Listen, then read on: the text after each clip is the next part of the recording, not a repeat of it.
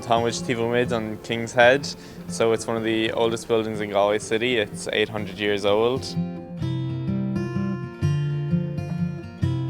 So we've done a lot in preparation for the GRADAM with Gallian of the Gaeilge.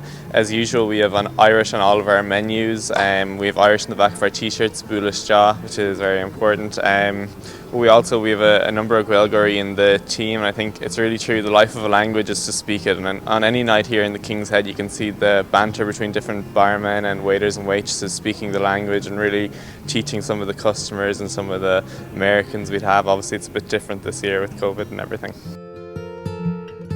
It's the same as Horam Lodger with Chance Moore, Algin Gaeilge Kirkun Kin, Cahir na Galway, it's in the King's Head.